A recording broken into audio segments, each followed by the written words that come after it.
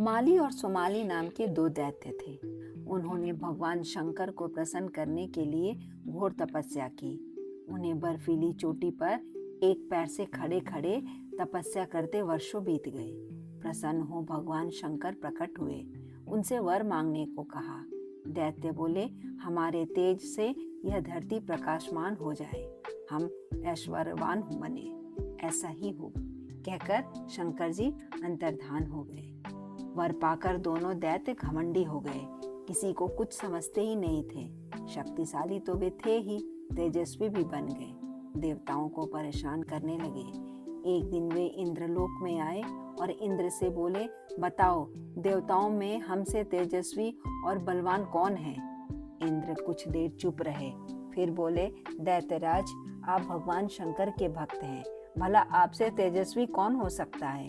लेकिन सूर्यदेव के तेज के आगे आपका तेज कुछ भी नहीं है। वह उदय होते हैं तो सारा भूमंडल उनके प्रकाश से चारों तरफ उजाला हो जाता है, अस्त होते हैं तो अंधकार छा जाता है। माली और सुमाली पहुंचे सूर्यदेव के पास। उनसे कहा, आप आराम करें सूर्यदेव, अब धरती को हम अपने तेज से प्रकाशित करेंगे। धरती वाले सूर्यदेव की नहीं, हमारी पूजा करेंगे, हम बनेंगे सूरज। सूर्यदेव हंसे, बोले, तुम में घमंड आ गया है, तुम सृष्टि के नियम में बाधक न बनो। सुनकर दैत्यों ने एक दूसरे की ओर देखा, फिर सोचा, आज हम रात्रि होने न देंगे। ऐसा ही हुआ। सूर्य अस्त हुआ तो क्षितिज पर एक नहीं दो दो सूर्य उदय हो गए। ये दोनों वे दैत्य ही थे। वरदान के कारण उनका तेज ऐसा था कि भूमंडल पर दिन जैसा उजाला फैल गया। धरतीवासी चकराए, देवता भी परेशान हो गए। सोचने लगे, इस तरह सृष्टि के नियम टूटने लगे तो सृष्टि नहीं बचेगी। देवताओं ने दैत्यों को समझाया, मगर वे अपनी जिद पर अड़े रहे। सूर्योदय का समय हुआ, मगर उजाला फैला देख सूर्यदेव चकराए। फिर समझ गए कि माली और सुमाली ने यह किया है। सूर्यदेव को क्रोध आ गया, उन्होंने अपना शूल फेंका। दोनों दैत्यों ने शूल को रोकना चाहा, मगर रोक न सके। शूल के घातक प्रहार से दोनों मूर्छित होकर गिर पड़े। भगवान शिव को जब यह बात पता चली तो उन्हें बहुत क्रोध आया। पार्वती से बोले, सूर्यदेव ने अकारण ही मेरे भक्तों पर प्रहार किया है, मैं उसे दंड दूंगा। कहकर शिव चल दिए त्रिशूल लेकर। पहले वह मूर्छित पड़े, माली सुमाली के पास आए, अपनी शक्ति से उन्हें जीवन दान दिया। उनकी मूर्छा टूट गई, दोनों शिव के चरणों में गिर पड़े। शिव बोले, तुम अपने घर जाओ, मैं आज सूर्यदेव को इस अपराध का दंड दूंगा।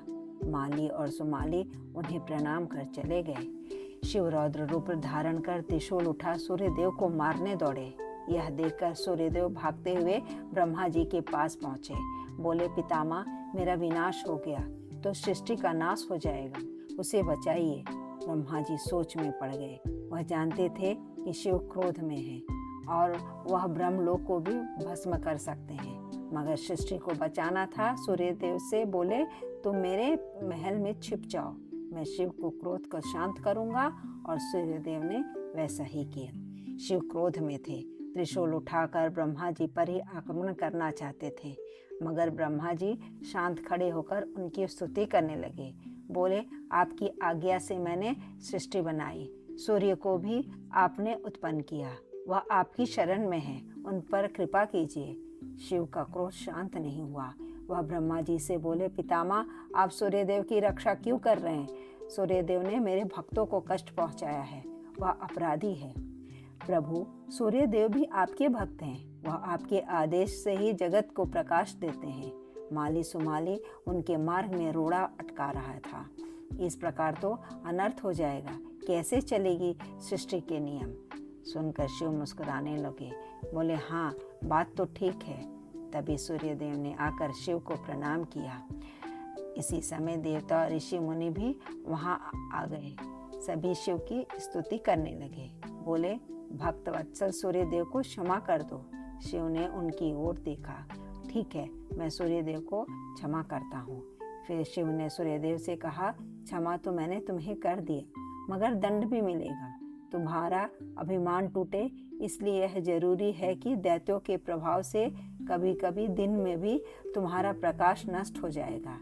यह सोचकर शिव चले गए। आज भी ग्रहण के रूप में सूर्यदेव शिव का दिया दंड भोग रहे हैं। धन्यवाद। कहानी अच्छी लगे तो लाइक करें, सब्सक्राइब करें, शेयर करना ना भूलें।